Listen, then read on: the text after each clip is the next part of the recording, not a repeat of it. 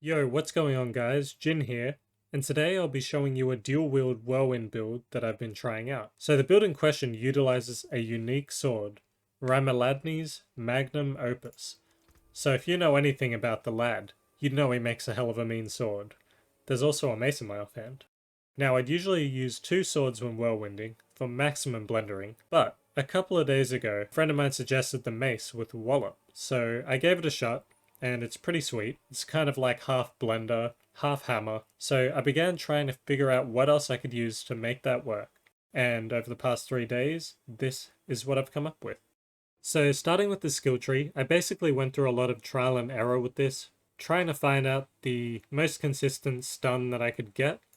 I tried kick to kick enemies into terrain and stun them. You get multiple charges of that and it has a short cooldown. I tried charge to knock enemies back and then stun them into the terrain, usual stuff, 12-second cooldown. I also tried the Iron Maelstrom, which is a little bit of a stun there, stunning for 2 seconds, but the cooldown is really long on that, so I quickly got rid of that. And I settled on Ground Stomp, and that's going to be coming into play very shortly. So let's go over the basics. We've got Lunging Strike, Combat Lunging Strike, Whirlwind, Furious Whirlwind. We've got the Pressure Point points, Ground Stomp, of course. Then we've got Rallying Cry, but instead of the tactical Rallying Cry for the Fury and resource generation, I've got Strategic Rallying Cry for the extra Fortify, which is very, very handy when you're trying not to die. And then we've got Challenging Shout maxed out, 5 in there for the extra damage reduction with Tactical Challenging Shout. And for Warcry, I've still got the Power Warcry, although you can use Mighty Warcry if you're still in need of a little bit more Fortify. And then we've maxed out all of the Shout buffs, so 9 points in total. Then we've got 1 in Aggressive Resistance, 1 in Prolific Fury, 3 in Pit Fighter, 1 in Hamstring for the slows on the bleed, 3 in Cuts of the Bone for extra bleeding damage to vulnerable enemies, 1 in Thick Skin, 1 in Counter Offensive. Then we've got, as we mentioned, Wallop. 3 points in there, and I've got another 3 from items. So basically your skills using bludgeoning weapons will deal 5% increased damage if the enemy is stunned or vulnerable, and that's per level. And that allows us to go to Concussion, so Lucky Hit. Skills using bludgeoning weapons have up to a 30% chance to stun enemies for 3 seconds, which is awesome. And 45% chance when using a two-handed bludgeoning weapon, which we will be for our Lunging Strike. And then to finish off, we've got 1 in Tempered Fury, 3 in Invigorating Fury, and for the key passive, we have Unbridled Rage, as pretty much every Whirlwind build under the sun has. So next up, we will talk about the gear. So for the gear, I'll start with the weapon, and we've got the Lad's Opus over here, Ramaladni's Magnum Opus. So as you can see, it's got really, really good affixes, the damage with dual wielding weapons, damage to close enemies, physical damage, lucky hit up to a 5% chance to restore primary resource, which is great. And then we've got the awesome unique modifier here. Skills using this weapon deal 0.2% increased damage per point of fury you have. And you lose 2 fury per second, which is not really that big of a deal considering how quickly we get fury. So the more fury you have, the more damage you do. And we're going to pair the Lad's Opus up with a one-handed mace. So the important thing for the mace is, since it's going to be half of our main weapons, we are going to want it to have a really, really high damage per second. And on top of that, we want to get the usual affixes. We want the critical strike damage, vulnerable damage, strength or all stats, core skill damage or close damage. So yes, basically the all stats helps a lot with the Paragon board. If you can't get core skill, close skill is fine as well. But just try and get the critical strike damage and vulnerable damage. Those are really helpful. And for the aspect on this weapon, I have Edge Masters, so increased damage based on my available primary resource, max benefit with full resources. So next up we have the two-handed Slashy Slash. It's going to have the same affixes as all of our other weapons, besides the Opus, of course, that comes with its own. And for the aspect, we've got Limitless Rage. So each point of fury we generate while at max fury grants our next core skill a % increase in damage. So lastly, for the weapons, we've got the two-handed bludgeoning weapon. Same affixes as usual. Got the all stats here, as you can see. Helps a lot with the Paragon board. And for the aspect here, we've got Retribution. So distant enemies have an 8% chance to be stunned for 2 seconds, which is great, which means they'll stop shooting you and casting spells at you because they're stunned. But the main thing is you will deal 80% increased damage to stunned enemies, which synergizes super well with all of the stuns we've got for our one-handed mace, and of course Ground Stomp. So I tried Edge Masters here, and I tried the Retribution on the one-handed mace, but it just doesn't work as well as having the big 80% damage modifier here on the two-handed bludgeoning. So we're going to go with that. So next up we have the armor. I've got the same helm as the previous builds because I think this helm is awesome. CDR is still my favorite stat on this piece. Armor and max life are nice as well. And damage when berserking, it's not the worst, it's not the best, but not the worst. And as for the aspect, I've got Numbing Wrath, so each point of fury I generate while at max fury, which we've established we generate fury really quickly. We'll generate Fortify, and that is actually an insane amount of Fortify, paired up with the Rallying Cry that we've got. And if you take the Warcry with Mighty Warcry, that is even more Fortify. You will really be feeling the tankiness from that. Next up, we have the chest piece. And as you can see, I've just got a tanky chest piece. I would rather not have the maximum life on this piece. I've got total armor, damage reduction from close enemies, damage reduction from enemies that are bleeding. Instead of the life, I would just want flat damage reduction.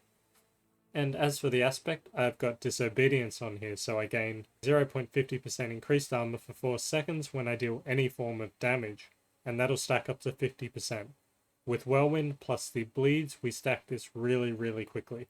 And armor like this is basically necessary when pushing into the higher tiers, or if an elite kind of looks at you sideways, you will fall over and die. Next up, we've got the gloves. We're not using gauze still, we are using these pretty good Whirlwind gloves. We've got Strength, Lucky Hit Chance, Critical Strike Chance, and Whirlwind. Basically all of the affixes I wanted. And as for the aspect, we are using the Expectant. So attacking enemies with a basic skill increases the damage of your next core skill cast by 10%, stacking up to 3 times for 30% increase.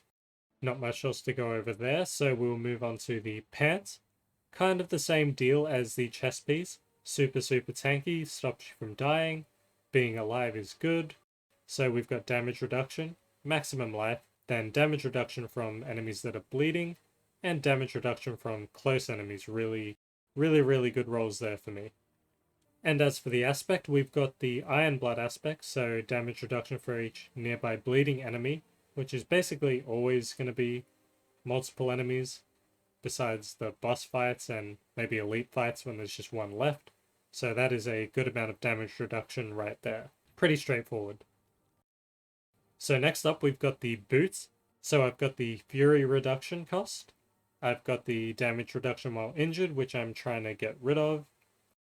I've got the movement speed, and I've got the berserking duration, which isn't too bad, but I want something like all stats and strength on there, just to help me out with my Paragon board, even though it's pretty good so far thanks to the weapon here with the all stats.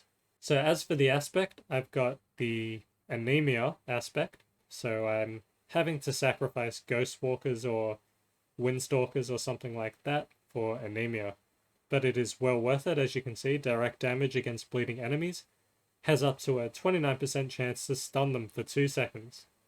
So since everything's bleeding, we've always got the lucky hit chance to stun the enemy, and as you can see, we do a lot more damage to stunned enemies. So that's all synergizing well there, and not much else to say about the boots, so let's move on to the amulet.